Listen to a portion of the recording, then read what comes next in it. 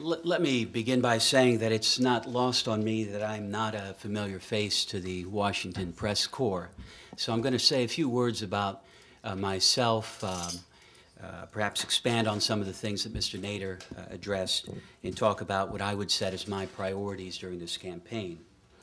I was born in McAllen, Texas, which is in the southern part of Texas. I'm a graduate of Columbia College at Columbia University. I studied political theory and comparative literature, and I'm a graduate of the Stanford Law School. I served a decade as a public defender in San Francisco, and I have to say that it is an experience that very much has informed my politics, and I have seen firsthand over and over again the realities and the result of the income inequalities that we have in our society. I entered politics in 2000 by running for a post on the Board of Supervisors. I represented a district of 80,000 people.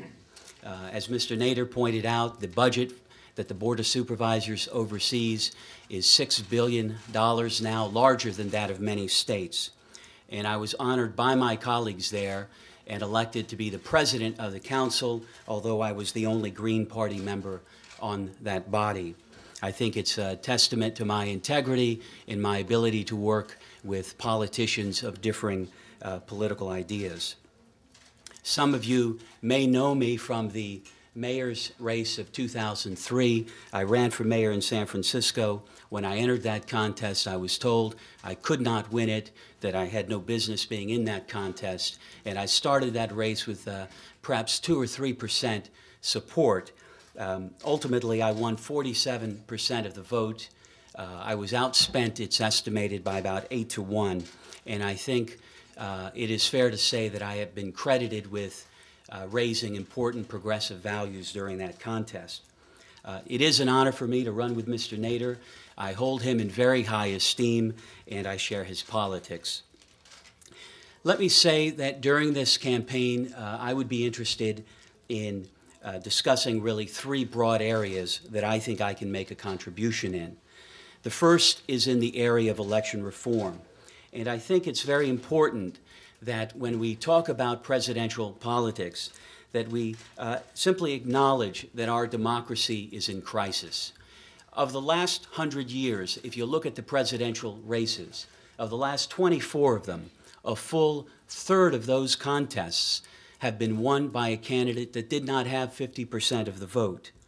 In San Francisco, I was committed to election reform and helped bring forward a measure that allowed for a majority outcome in a single trip to the ballot box, regardless of how many candidates were in the contest. And so, obviously, I will be talking about that during this race. That election reform measure, coincidentally, is used to elect the mayor of London, the president of Ireland, and in countless races in Australia. So it begs the question, why haven't we adopted it in a wider sense in the United States? The second area that I will be trying to emphasize during this campaign is poverty. There is a widening disparity between rich and poor. It is noteworthy that the United States has the highest inequality among, income inequality among the 11 industrialized nations. The Justice Department has pointed out that there are over 2 million people in jails in this country.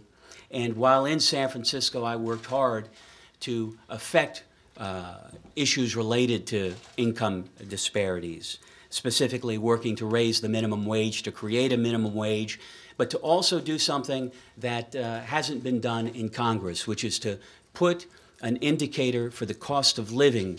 That way it adjusts on its own if cost of living rises. And for that reason, that minimum wage has risen every year since it was implemented. I have also seen firsthand the positive benefits of that kind of reform and seen the impacts it has on individuals' lives and the positive health effects that it has on them. And of course, Mr. Nader and I are going to be talking about single-payer health care, which none of the other prominent candidates are addressing.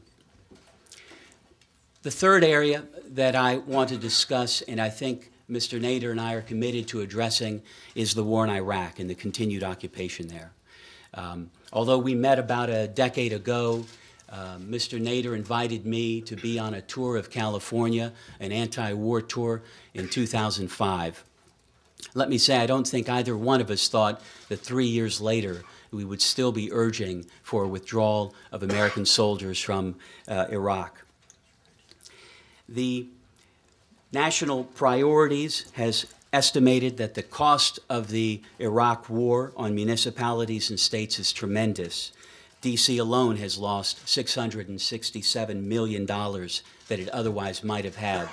California has lost nearly $20 billion, and New Mexico has lost $473 million. The lack of those resources means that those communities and states compete for scarce resources, and of course, that shouldn't be the case.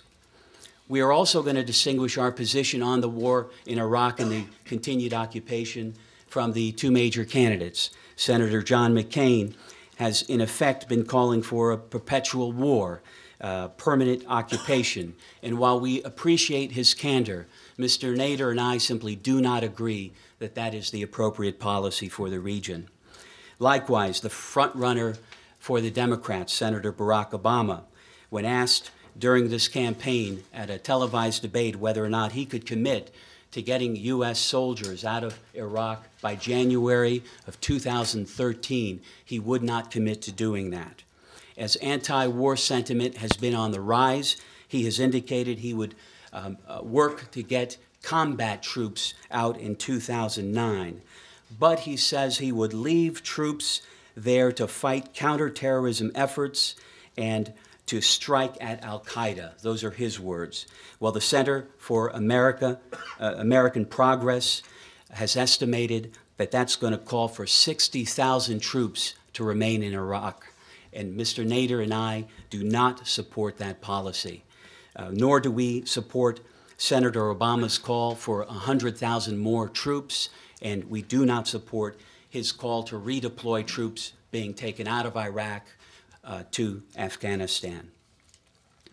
I have no illusions about what's happening here today. I understand what stands before us, but let me also say that I've never entered a political contest with the idea that it couldn't be won. And it's cynical to say that the American people are incapable of hearing the truth and casting a vote for someone that they believe in. My own experience in politics has indicated that you can have electoral victories you're not supposed to have. You can impact how the winner shapes public policy, and in some cases you can set public policy for the future. I'll give you an example. I was a candidate for district attorney in 1999 in San Francisco. I was urging a number of things, including abolition of the death penalty. No other candidate for the office supported that. 4 years later, every single candidate in the contest said they were against the death penalty. Although I lost the mayor's race, it's without a doubt that I impacted the winner's policies in many respects. And of course, when I ran for the Board of Supervisors, I won the contest and have demonstrated my commitment to implementing solutions to problems. There are those that are going to say that what we're doing is going to take votes from other candidates. Let me just emphasize this. There's nothing that we do that can force anybody to vote for us. But we very much want the opposite not to be true, that anybody that wants to vote for us should not be forced to vote for other candidates. If there is any candidate that fears what we're trying to do here, then I invite them to go out and earn the votes that would otherwise be cast for us. We are in a democracy. That's how it works. Candidates with different opinions, put them forward and go compete for votes. Thank you.